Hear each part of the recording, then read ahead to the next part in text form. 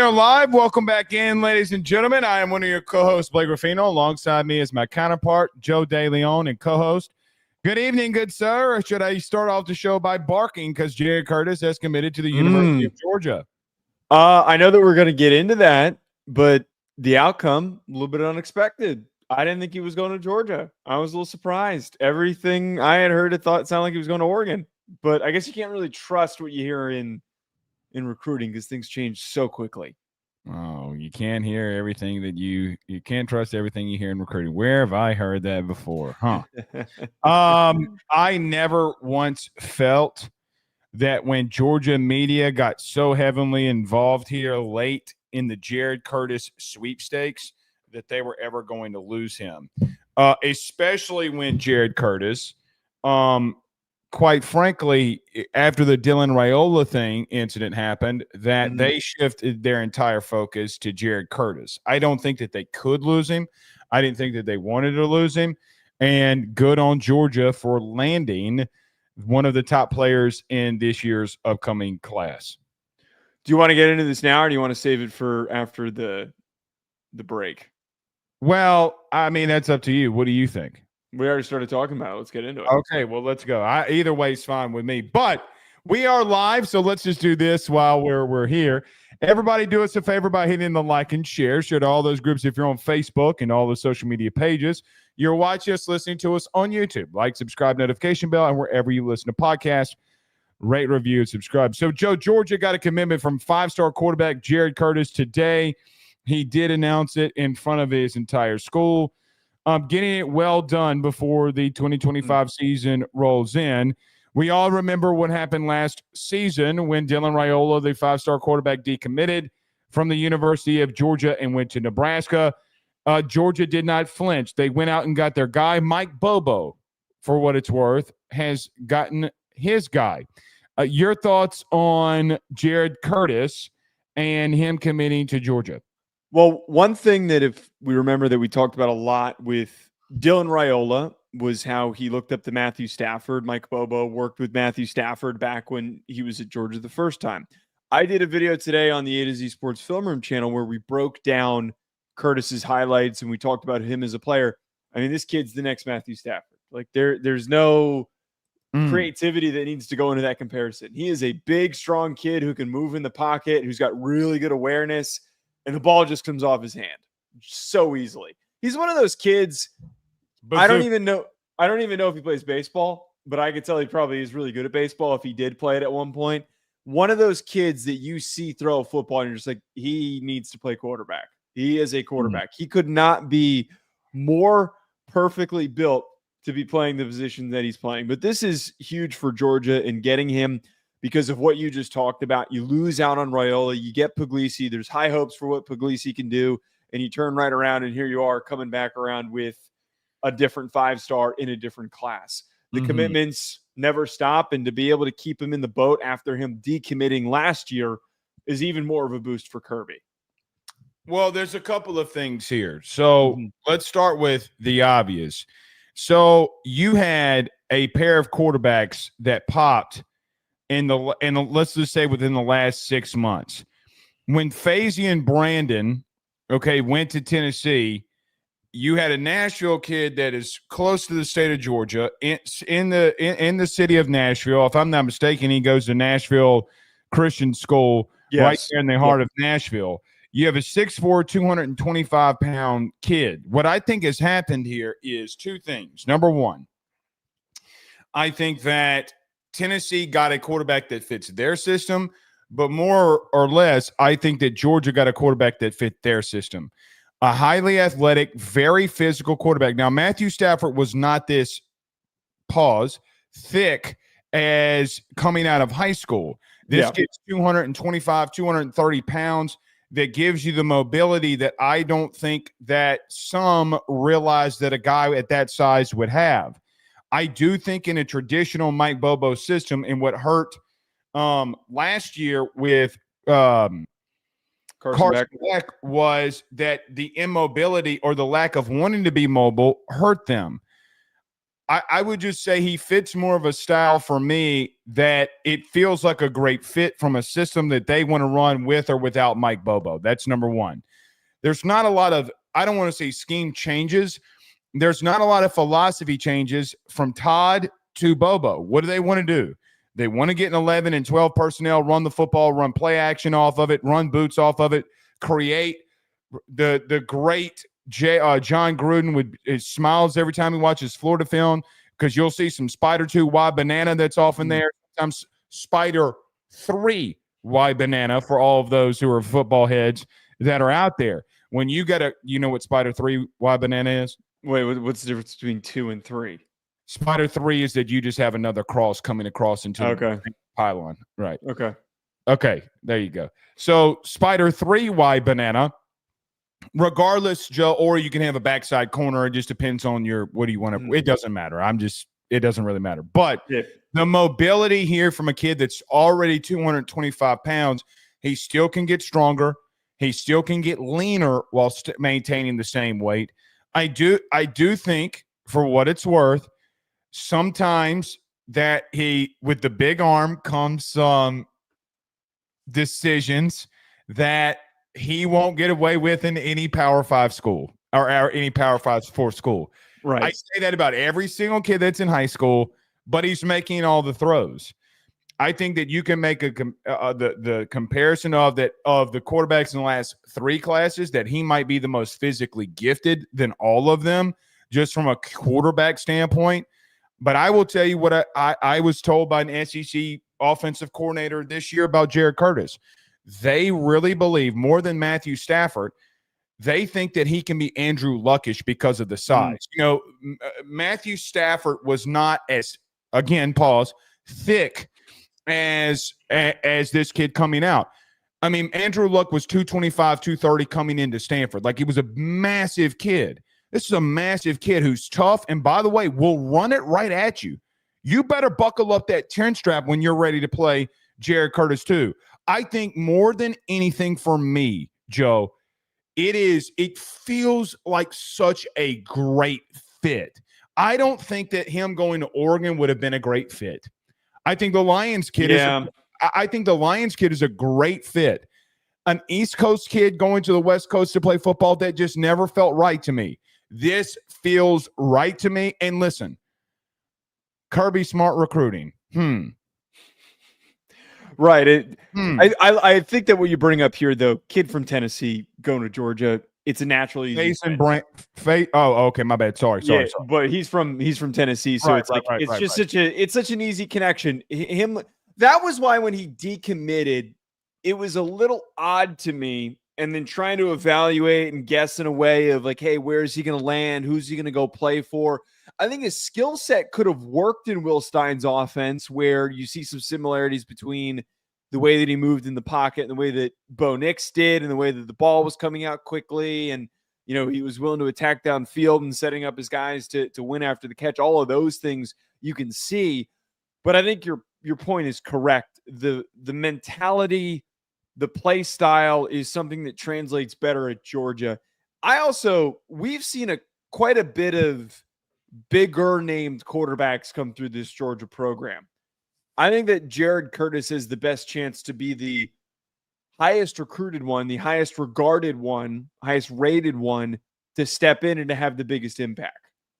Because we didn't always get a big impact from some of the bigger names that have stepped in under Kirby in some time. It's always been the Stetson Bennett's of the world. Let's call it Justin Fields. Right. Justin Fields transferred. Jacob Eason transferred. The bigger impact that we've had has come from the lower tier guys, the lesser regarded guys. I mean, guys that didn't even have scholarships.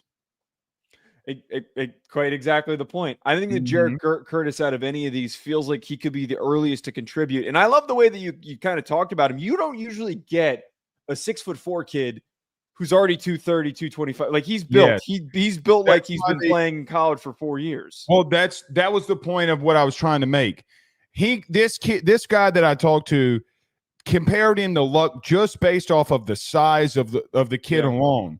Because it's not every day that you have someone that's that big that can make those throws. Joe, he's a sitting starting third baseman. That I mean, like he has a bazooka.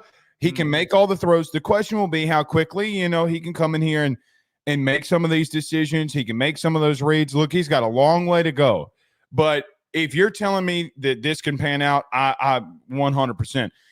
If Kirby Smart got what one SEC offensive coordinator described him as Andrew Luck, good luck. Seriously, good luck. Because if that is his high potential, if that is his high comparison, I don't know if the kid will be that personally. But if that is his comparison, then goodness gracious. I do think that he also brings something to Bobo that they have been missing. What did they try to do with Gunnar Stockton in that? What did they do with Gunnar Stockton in that? They ran him. They ran him. Can we be honest? In a different way, what did they do with Stetson Bennett? Joe, when I think of Stetson Bennett, I think of the big plays that he did make with his arm in 2023 or 2022, excuse me. Mm-hmm. Do you know what I remember the most about Stetson Bennett, though? Is the massive plays that he made with his legs. Right. That's what I remember more than any. Name a Stetson Bennett throw that you were like, oh, my God. See, my memory's not good enough to remember specifically Stetson. No, but what you do remember is you remember the run against Bama. You remember the run against Ohio State. You remember the run against TCU. They're getting back to a factor of what makes them the best. Look, if you go bootleg with this kid, he can go and get you 7. I do see the look comparisons, but big, strong, athletic kid who is just very good. You said you did a breakdown of him. Was there anything that caught your eye more than what we've talked about? No, it's mostly what we talked about here is just the naturalness that he plays with the position. And I think you just talked about like the mobility. It's super underrated. He had 18 rushing touchdowns last year like that. Now he's running past a bunch of really small, goofy kids in the division that he's playing in. Let's call it what it is. A lot of white Christian school kids. Yeah, they're playing a lot of rich private schools. There's not a lot of like actual athletes that were on the field that he was going up against, but he still had 18 rushing touchdowns. So it was seriously significant.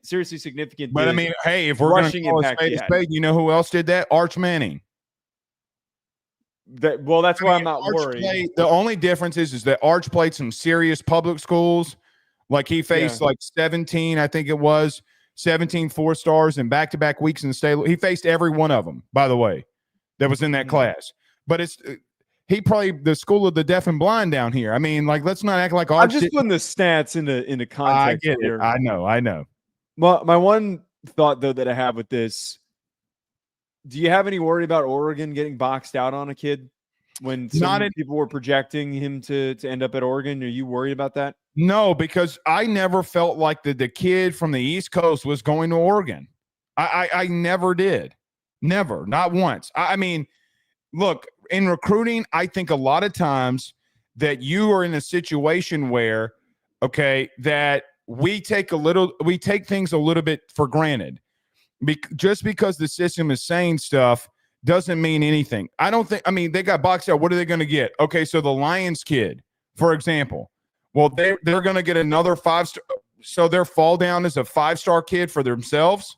Right. I see a lot of overreactions right now on Twitter being like, man, they're out of money. They can't afford to get Jared Kirk. Like all the immediately Wilfong immediately put out a projection that now Ryder Lyons he believes is going to commit to Oregon, which when that happens, we'll probably do a reaction video to that because he's another very gifted 5-star. He fits really well with that offense. But yeah, to this whole point, it's like, what is there really to worry about? I see so many people trying to create a narrative that isn't there. They have the money. They're going to move on to the next 5-star. You miss out on one 5-star and you're turning to another 5-star. I think that shows the state of your current program and your impact in recruiting. Also, head-to-head, Kirby against Dan Lanning. Of course Kirby's going to freaking win. Like, why are we shocked that the mentor beats out the mentee for the big recruit that they're both fighting for? Are we surprised? I mean, I'm not surprised when Kirby beats anybody in recruiting. I'm surprised that everybody who is the ones that are out there being surprised that Kirby didn't lose. Like, guys, why do you think Kirby is constantly doing what he's doing? Mm-hmm. No, I mean, again, I'm not freaking out about it. I don't think that anybody else should be freaking out about it. If you're Oregon, get over it. I mean, you missed out on a kid. And by the way, here's the facts of the matter. 3 of these 5 kids are not going to pan out the way that you think that they are. Statistically, from a quarterback, even if 2 of the 3 are not going to pan out. So you got to make sure that you get the one and the kid that is. But no, I do not worry about it at all. Yeah, I think that it's a complete overreaction to believe that there's something to fear. And I think Ryder Lyons fits in better with the Oregon system than what he does in Georgia. Joe, you got to be a unique human being to run the system in Athens. Right, as we've seen the amount of guys that have gotten chewed up and spit out, and also like the volatility of Carson Beck's performances over the last 2 years, where he had the really great season in his first year as a starter, and then it felt like he fell off of a cliff.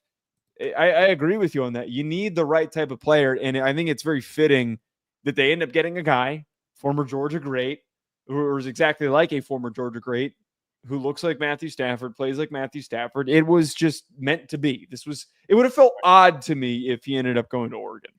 I fully agree. All right, Joe, let's talk about our good friends over at Cheribundi. You know, I have my gummies right here that are readily available to fight some inflammation here.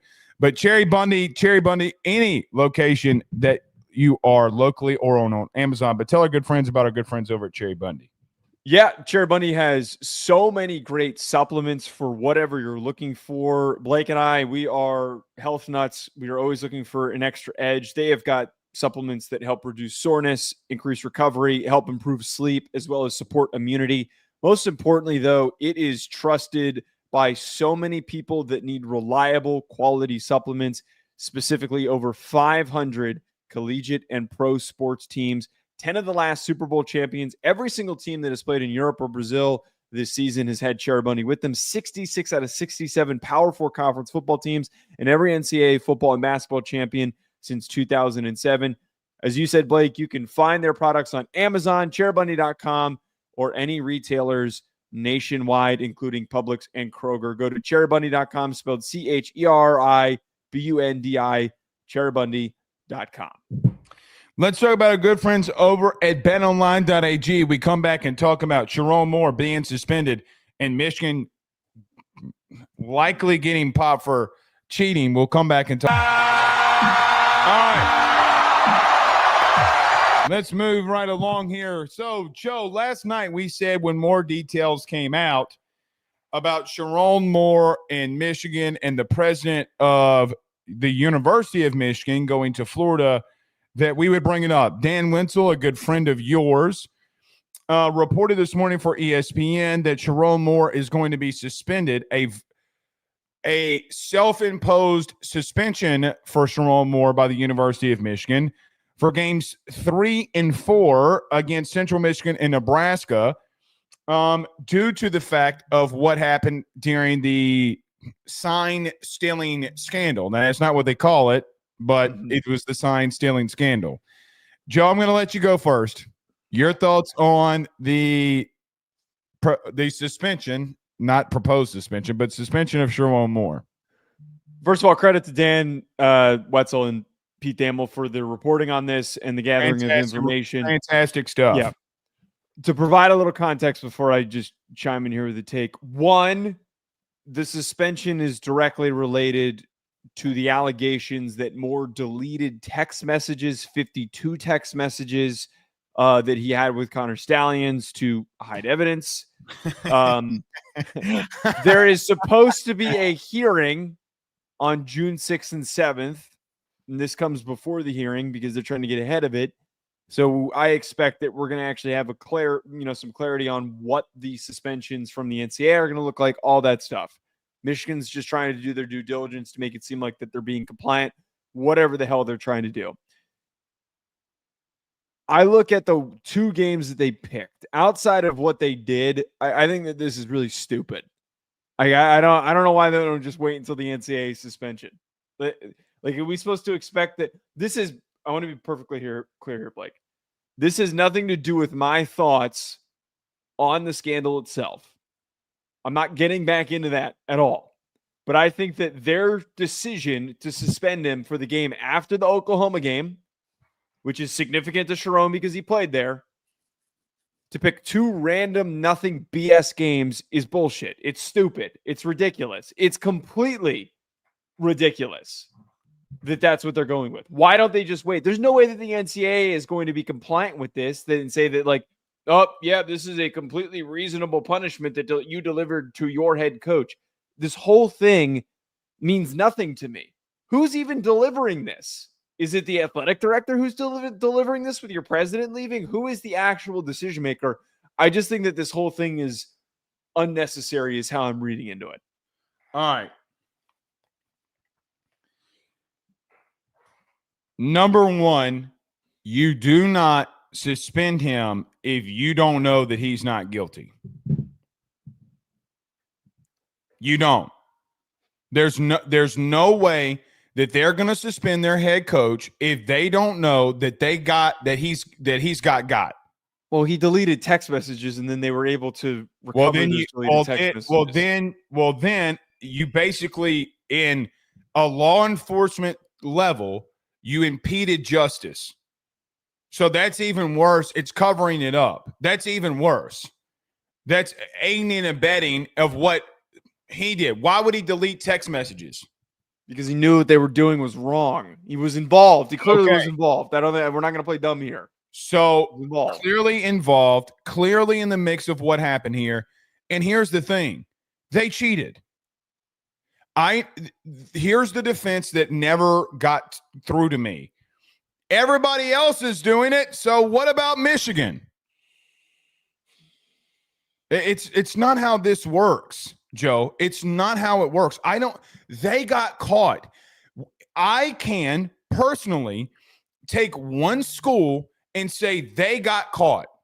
I can say, well, let's punish that school. What I also can do is differentiate. I can't even say the word. Differentiate.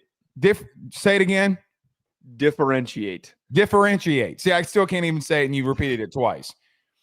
I can do that for my own self and say if other teams are doing it and it's this blatant, go after them. Joe, they cheated. And the reason that they're getting out in front of this is because they wanted to pick the 2 games that they could control. Without Sherrone Moore, they know they can beat Central Michigan. And basically, it's a slap to Nebraska in the face saying, we don't think you can beat us. It's a slap in the face. They don't want him to be gone in week 1 when they play Rudy Putek, and then he does go against Oklahoma. They cheated.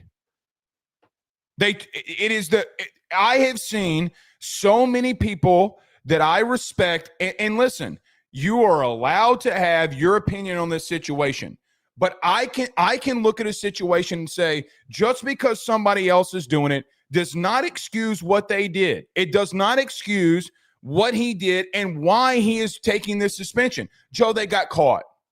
And quite frankly, I am to a place for myself that I think people need to start getting, start really, when the NCAA comes down and we have law and order on anything, that we got to stop being the people that sit back and say to ourselves, but everybody else is doing it. Oh, we can't do this about. They cheated. And quite frankly, for me, this is the stamp that gets put on here. I don't think that this is it, by the way. I really don't. No. By the way, do you remember the documentary with Connor Stallions? Yes, I do. Okay. I do too. And I went back today in episode 2, and you know what I remembered in watching episode 2? There's a 15 to 20-minute clip of him and Sherrone Moore on the sidelines, him telling him something with a play sheet of Connor Stallions telling Sherrone Moore something on the sidelines. You have video evidence, Joe. What he admits on Barstool, does Connor Stallions, that he did it. He admits on Crane and Company that he did it. So if you're getting an admission from Connor Stallions that he's giving coaches signals about what they're running defensively, and that's what those texts are about, it had to have helped them. There's no way it didn't. They cheated. And I really just don't. For me, brother, I mentally can't get over that gap of why can't we look at them as a team and say that they had wrongdoing? Okay. In this discussion, I'm not going to sit here and say that they didn't cheat. That's never been my argument. Obviously, that's never been my argument. I have never sat here and said that they didn't cheat. Okay. And I don't disagree with that. I mean, they were caught red-handed in doing what they were doing. The suspension is an indication of, yeah, there's clear evidence that Sherrone Moore was involved in this and that there was wrongdoing. You're trying to suspend him to get ahead, to prove that you as a university are not complicit with the actions that they took, and that you're not. If there's evidence and they put up a fight, they would look stupid. And the NCAA would probably go at them harder because they have always done that. They've gone harder at people that have put up fights. The suspension that they're giving is probably will not be the final one. I am not rehashing this argument with you, but I am still standing by that what they did is not some awful, wrong, slap in the face to the game, terrible thing that they did. And I stand by that. I don't think Sherrone Moore should be suspended. The absolute most should be 6 games if the NCAA comes in and suspends him more. He was the offensive coordinator. He was not the head coach what was the record of John Harbaugh before and after Connor Stallions? Sherrone Moore was not the head coach. It doesn't matter. You had the offensive coordinator texting him, getting play calls, defensive play calls against a team. The concept of sign stealing is done across the sport. Not the way that they're doing it, Joe. Not the way that they're doing it. I have talked to guys that played on other teams. Can you provide me signs? And they told me that their team did it. Fine. Go after them. Go after them. They didn't get caught. There's no evidence to prove that they did it. Okay. So you want me to go after other teams without evidence? I have evidence here, and you're telling me to do little about it. The problem is, and we were presented a solution this season. The only thing that should come of this is the sport changing the rules to make it something that can't happen. Joe, you've never been able to have someone to go and scout other teams on a Saturday. That's already in the rule book. No. But I'm saying that now with the headsets and the helmets, that has made stealing signs. It's made the concept useless. But it's been something that's been around the sport for 100 years. Fair. Sounds good. Here comes my point, though, in reference to this. Connor Stallions is on the sidelines for Central Michigan against Michigan State. Okay. With all due respect, that alone, I don't have other teams doing that. That alone is punishable with some level of suspension. So you got a sitting head coach that was a part of the staff, that was a part of something during a national title run, that who knows if it helped them in a national title run or not. Probably it did not. Okay. However, they cheated. I can take Ohio State. I can take Clemson. I can take Oklahoma. If all of those teams are doing it, if I am provided evidence, me specifically, and by the way, Dan Wenzel was the one who came out in the Connor Stallions documentary, if you remember, your good friend, who came in that documentary and said, and I quote, there are a lot of other teams that are doing sign stealing around college football. They're not clearly as blatant and clearly oblivious to the actions that Michigan took. The simple fact that Michigan went out there and had Connor Stallions on the sideline and we still don't have ramifications is startling, end quote by Dan Wenzel. So it would seem to me, and you can ask him better than I can, that he investigated the matter and that Michigan was doing things that were blatantly over what any other team in the country is doing it. That is a lead reporter. Him being on the sideline is obviously true, and that is obviously a step further that we don't have evidence of anyone else doing. And also, Elks, to you pointing out in the chat that nobody else was doing what they're doing. Again, I have talked to guys that played on teams in the last 15 years that have told me that they were I'm not going to say what schools, but they were recording signals too. Other schools have done this before. This is not a foreign concept. This is not a foreign thing that has not happened before.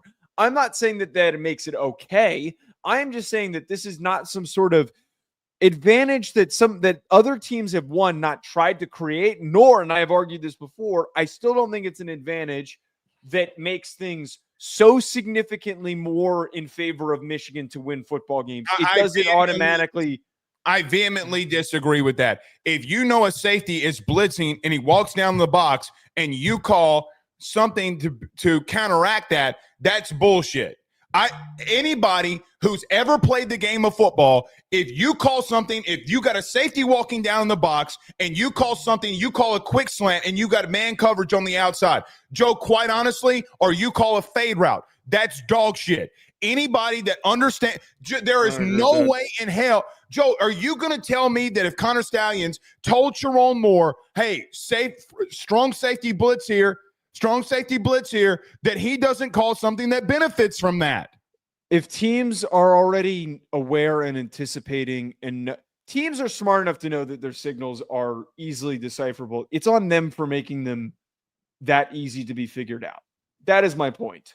And that is what I have said multiple times before in the past. And again, we're already falling down the rabbit hole a little bit here. I think that the main talking point that we need to be having is, what the hell is the point of Sherrone Moore suspending himself for 2 games, or him being suspended for 2 games? Because what does that do? Because he cheated. That's why. He's got inappropriate text with Connor Stallions, and there's no other way that you can convince anybody when they're admitting guilt. They're obviously admitting guilt, but my point is that why is, outside of of what he did and how wrong it was, all of that crap, him suspending himself, him getting suspended by the school for those 2 games, I don't understand why they think that absolves everything. Like, I don't understand why they think that the NCAA is just going to say that's fine. Okay, I'll give them this. Let me tell you a quick story. So just stay with me here. LSU was a part of a lack of institutional control investigation. They self-imposed a ban of the postseason, which they would have made. At 5-5, they still would have made the postseason, okay? Okay. In that, they did the postseason ban where they did not go. The NCAA accepted that as punishment. I do think, for what it's worth, I do think that any game and especially in a conference game on the road, that they will accept that. I do. And I think that they're trying to find middle ground. Here's what I would tell you. I don't believe, it is not of my belief. I remember during that LSU investigation, LSU AD Scott Woolward was in constant contact with the NCAA, asking them if X, Y, and Z would be acceptable to them if they made the move. I don't think that Michigan makes that move if the NCAA is not going to accept that as reasonable and take that into consideration. It's kind of like a plea deal in some ways. We're going to give you information, meaning Michigan is going to give them information, the NCAA, and in that, we're going to reduce our sentence. That it's exactly what they're doing. I got to be honest with you. I'm not 1,000% convinced on the 2 games alone suspension that they did not give and turn over everything they had to get a lighter sentence. Well, I'm sure the school wants to be as compliant as possible, and 9 times out of 10, very rarely you'll have a school try to hide evidence. If somebody did something wrong, they're going to go out of their way because they want to avoid lawsuits. Clearly, Sherrone Moore try to hide evidence. Right. I think that my point here is, I understand the concept. I understand what they're trying to do. They're trying to impose their own penalty in order to prove that they are compliant with what the NCAA is about to do. But what you just pointed out, what LSU did, was far, far more significant of a suspension, of a penalty delivered to that athletic department They also than are what in bigger Michigan water. just gave to itself. Well, they also were in bigger water, deeper water. Well, but you've also said this, though, that wait. But you've also said this before, though, that there's a chance that this could be a lack of institutional control. And a lot of people have said that this could be a lack of institutional control. I do think it's a lack of institutional control. When you have at least 3 level 1 violations, it should be. I do think that there was a lack of institutional control. But I don't think that they're going to be hit with that. Just the same way that LSU was not. LSU was investigated but didn't get hit on it. But Michigan's not even being investigated for lack of institutional control at the current moment. Well, but what I'm getting at here is that, okay, self-imposing a postseason ban on yourself, like, that is the significant end of the spectrum. That is the most the worst thing you can do to yourself. The NCAA can get a lot more vicious. I think that the dipshit, I'm gonna go stick my head in the corner and sit in timeout, is the 2-game suspension. So what I'm trying to get at here is, like, it really does. And Alex, scholarships. Say it again. If you're Sherrone Moore, would you rather him take scholarships? No, I don't want to take scholarships. I just think that if you're going to self-impose a penalty, he should be suspended for like 6 games, because there's no way that the NCAA, this is what I'm trying to get at here, is if they're about to like really progress this thing, there's no shot that they're going to say that 2 games is okay with us to suspend a coach that was on the coaching staff at the time of this happening. I got to be honest. I don't think that they are. I don't think that they are going to suspend him more than that. I think once they self-impose some things here, and they're going to pay a massive fine, and it's going to be over with. Well, the NCAA, this is the one thing that they actually still have power in, which is the Michigan can't sue. Michigan's not going to counter sue in this. They could get completely kicked out of the NCAA if they try to fight this. I highly doubt they could be a lot more vicious with the penalty if Michigan tried to fight back. Well, listen. Here's the bottom line that anybody for me, before we move on here, I understand everybody's thought process in reference to everybody else is doing it. Why come down on them? I do understand it. I would just finish with this in saying, just because somebody else is doing it does not make what they did not wrong. And I know I know that you don't agree. You got to take it from my level of where I came from before we started this podcast, brother. I get that. I totally understand your perspective. It was my job to do that. I don't get, like, and here's the thing. We will never know if it truly benefited them on a title run until 10 years from now when they all do a documentary. Yeah. I mean, so let me ask you this question. What if we have a documentary 10 years from now and JJ McCarthy comes out on that thing and he says, hey, bro, Connor Stallions was telling me a whole bunch of shit. Then what? Well, it'd be probably too late for anything to come. I'm sure eventually we will get that level of answer. But that's my thing. So we don't have that right now, though. Like, if Sherrone Moore is on that thing, by the way, John Harbaugh will be done with coaching in probably 20 years.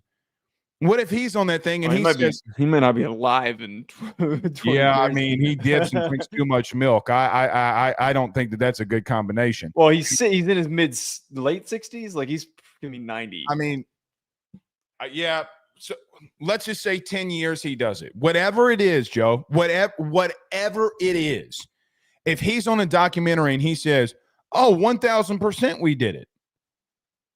1,000% it benefited us. Then what will we say? Nothing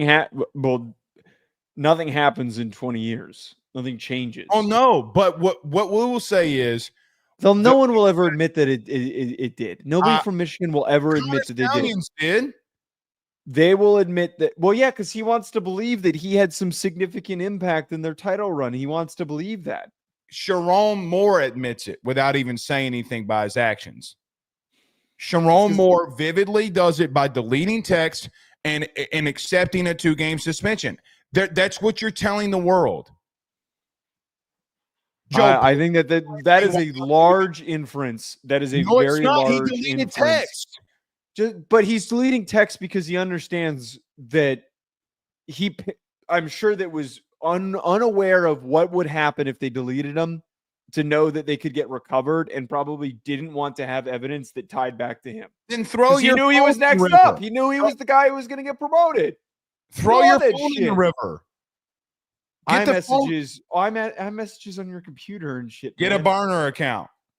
Well, see, if they were smarter and less stupid about it, they would have been doing all that. Elks had a super chat. Choosing your own suspension is just a vacation, he says. This is my point, is if that you are so worried about what the NCAA is going to do and you want to show that you're compliant with them, why would you do a 2-game suspension? That's not enough. The deleting text messages thing is worse than the sign stealing, if I'm being completely honest. Oh, no, that I agree. But you can't. No, I agree with you with that wholeheartedly. But here's my thing. Evidence. Here's my thing with Michigan as a whole. We've only talked about one allegation here. So, Joe, we have multiple situations that they got popped on. Well, the other thing is unrelated. It's completely it doesn't unrelated. matter. If an Italian mob crime boss is a part of racketeering and he's a part of murder, those two things, one's about finances and one's about murder. Yeah, but one of the coaches. Wait. But you got one rogue coach who was stealing sides, and you have one rogue coach who was a pervert. Like, those two things doesn't impact. Who's the pervert? The guy who was the coach who was logging into the female students' emails. Rico literally brought the mob down because it didn't matter, and all the underlings got arrested because of it. Well, you're the one who said that there's no lack of institutional control that's coming out of this. No, I don't know. Well, do I think that there should be? Personally, yes. That's way too many violations. Joe, I hate that I'm defending Michigan this much. I really hate that I am. Let me ask you, final thing, because we got to move on here. Final thing for me. Here's another thing that a lot of fans that have teams that are in the SEC, you know what they're saying today? What? Why did you do things more vicious to us when we had lesser penalty? That's what they're saying. Well, but a lot of their issues were recruiting violations, were they not? And that was in a different era, in a different time period. They came down on Tennessee 3 years after NIL was enacted. And we all agree that was a BS investigation. That was a BS penalty. Didn't agree with it. No. I'm just saying. I mean, Tennessee, look, what, you don't think Jeremy Pruitt wishes that he only got a 2-game suspension for one recruiting violation? That in and of itself. I mean, brother, John Harbaugh hired and retained a coach, literally, that was doing something very perverted. And here's another one that I haven't even thrown in here. Elks is going to hate this one. You ready?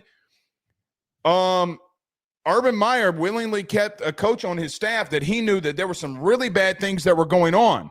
So no one's innocent here, is the point. No one's innocent here. No one ever. But let's not act as if that some institutions get treated differently than others. That's all I'm saying. All right. Let's get to Texas Tech here. Joe, we continue on our deep dives. Let's get Elks' super chat down here. But we continue on our deep dive. We go to the state of Texas. The team that probably made the most waves in the portal this year was Texas Tech.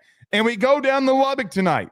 Joe, when you look into the 2025 season on what some people believe could be the Big 12 champion and also a playoff contender because they're the Big 12 champion, what are your thoughts when you look at Texas Tech going into the 2025 season? Look, we've done this before. We have hyped up Texas Tech. And they haven't exactly lived up to the expectations that we had hoped for. And there's been a recurring theme for why we've hyped up Texas Tech. It's because they do such a great job in the transfer portal. They have done some really underrated and promising things for a Big 12 team in high school recruiting as well. With all that being said, I think that this year's different. I think that this year's crop of guys that they brought in the transfer portal are the best that they've had. They brought in 8 kids that were in the top 100 of On3's portal rankings. That includes David Bailey, who they just brought in from Stanford, which I'm sure we'll get to. They brought in two great tackles in Hunter Zambrano from Illinois State and Howard Sampson, who's 6'8", 330 from UNC. Cole Wisniewski from North Dakota State is a hammer of a strong safety who will come down and smack you. But I think the biggest part about this, with all these talented players that are coming in, Blake, I really like Baron Morton. I really do, man. I think that he might take the cake outside of Leavitt, might be one of the best, if not the best, returning quarterback in the Big 12 outside of Leavitt. I think that Morton has shown some brilliant things and has been under-recognized on a week-by-week basis last year. Mm-hmm. Having a guy like that returning with his experience, with the pieces around him, makes me feel optimistic that this time around we're not getting in over our head and they can actually get the job done. Here's the thing with Morton in this offense. When I look at Texas Tech, you went out and got a pair of tackles in Zambrano and Sampson and Jados. Okay, not only that, you went out and got Virgil, who was around 800 yards receiving and 9 touchdowns a year ago. You bring back Douglas. You bring back multiple receivers. And look, we still have not gotten to Mekhi Hudson returning. What could that be? But you bring back 2 receivers that had over 7 touchdowns that you had on your team a year ago. Joe, I don't think you touched on it offensively. What might have been the biggest steal in the entire portal. That's Terrence Carter, the tight end. Holy shit. Dude, they got weapons. Now, Taj Brooks is out the door, okay? But you look at Texas Tech and you say, Joe, I got multiple receivers that had a lot of production returning. I add one that had a lot of production. By the way, Texas Tech fans, close your ears for just a second. In a conference that showed most of the time they couldn't cover. Let's call it what it is. How many times did we go and we talk about Big 12 games during the season? We're like, Joe, they're throwing the ball all over the place. It was literally every week. It was literally every single week. In reference to that, when I look at Texas Tech, offensively, you bring back all the pieces that, Joe, to some extent, even if you miss, I could still make the justification that you got a lot of really good pieces returning, bud, right? Like you got multiple offensive linemen, but you do have 2 tackles that can play for you. You bring in a receiver in Virgil. You bring back Douglas. You bring back some other parts of that. So offensively, when you look at the quarterback situation and you look at them as a whole, 63% completion percentage, 3,375 yards, 27 touchdowns. The interceptions need to come down a little. 8, I think is still a lot. Joe, offensively, they can do some really good things. I don't feel like that they felt, maybe outside the line of scrimmage, that they had necessarily an issue offensively, where I felt like that they just knew that they had to get better to win the Big 12. Joe, they went out and got 10 different players in the portal defensively. You talked about David Bailey at Stanford, who had 31 tackles, 8 tackles for loss, and 7 sacks. You talk about Bryce Pollock. By the way, we didn't even talk about the safety, the North Dakota State kid, by the way, who's 6'4", 220, and had 8 interceptions last year in the FCS, one of the tops in the FCS in interceptions. Joe, they added not only a lot of pieces, brother, they add a lot of experience, a part of that. This group can win the Big 12. I fully believe that Texas Tech is a team that I know that other teams that will look their noses down at the Big 12. By the way, they call me Big 12 Blake. I don't know if you know that. But yeah, totally. They will look their noses down. They will look their noses down at Texas Tech and what has been going on. They will look down at this. This is a bona fide playoff team, whether you want to admit it or not, because they can win their conference. They got a slate that we'll talk about in a minute. Can they overcome some of these things? Joe, they killed the portal for them in the conference that they'll be in. I think that the biggest thing that catches my attention outside of what we kind of talk about here with Morton, who really good decision maker, ball comes out of his hand quick, always delivers it where it needs to be for his receivers to come down with it, works really well in this offense. one more year as a starter, he gets the chance to shine. He's had production in every single year in college, by the way. Yes, which is huge to have coming back. But I think what catches my attention is looking at the portal haul that they had and bringing in guys that we know that teams in the SEC and Big Ten along the lines of scrimmage really badly wanted. Yes. David Bailey, Romello Height from Georgia Tech. David Bailey got offers from Oregon, LSU, Georgia, Texas, Florida.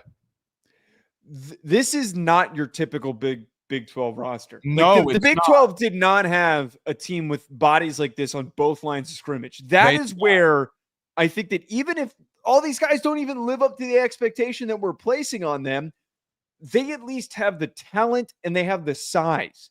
How many Big 12 teams do you know that have a starting tackle that is 6'8", 330? There aren't many teams that have that. They can't move. Or they transfer out immediately. Those kids don't stick around and they stay. Texas Tech has had the money, and it has been a slow buildup to getting more and more big-name players to come play for this team. I really think that this is that year where they go on to win the conference, and they go on to continue to make a name for themselves. So you're saying as a premier Big 12 team. Yeah, I know that this is the first Big 12 team that we have previewed, and there are more Big 12 teams for us to talk about, and I need to do more research on some of them. But on paper, this looks like the most gifted because Arizona State lost their best player, lost a couple of bodies. Colorado lost a ton of bodies, and we got to talk about them at some point. Utah's got a really good offensive line, but they've got question marks at quarterback and a couple of other spots. This Texas Tech team has a roster that we do not typically see in this conference. No, I completely agree. Joe, they are a bona fide playoff contender, whether we want to admit it or not. The question I will throw back your way, and what worries me, brother, you went and got 10 dudes from the portal. You better hope 5 of them hit, okay? That's a lot. That is a lot. The secondary alone, okay? Winowinski, is that, or Wisniewski, okay, and Bryce Pollock are instant starters, okay? Because they're getting paid. So Texas Tech fans, you can come in the chat and say, no, they're not. No, they're not. Yeah, they are. They're getting paid. Okay? You need communication there. It's going to be very interesting to see how Texas Tech responds early when you got that much non-cohesion on your defense. I think that that's a good point that we always bring up when we talk about these defenses, is that when you're bringing in this many new faces, there is a swinging pendulum of outcomes. There is either the Florida State of a couple of years ago. This is the easy example we always turn to. The Florida State team that went 12-0, or the Florida State team that went 2-10. Mm-hmm. There are some unproven commodities on here. There are a number of guys, like I can tell you, Zambrano and Wisniewski. The NFL had eyes on them for the upcoming draft. They were highly regarded for the upcoming draft. David Bailey is somebody who I've heard NFL teams like because he's a great athlete, needs to develop a little bit more. There is a level of unproven talent here, and you're asking them all to come in a singular offseason to learn to play amongst one another. Yeah. That is where the one pause comes into place, where if the wheels start to come off, it's going to be because we've got so many different dudes that came from so many different schools. It's an easy thing to talk about. Before we get to the schedule, all I will say is this. Just because we say they can win the Big 12 does not make them 9-3 and 10-2 in that conference. A 10-2 team won that conference a year ago. So let's call it what it is. Joe, let's look at their schedule. It's actually for them somewhat of a little difficult one, depending on where the best teams they play and where they play them. But they start off with Arkansas Pine Bluff in week 1. They have Kansas State in week 2. They have Oregon. Kent State. What did I say? Kansas. Oh, sorry. They play Kansas State later in the schedule, if I'm not mistaken. I think in November. Kent State, in week 2. Week 3, they have Oregon State at home. Then they have Utah on the road. Houston on the road to start October, but that there is a bye week in between there.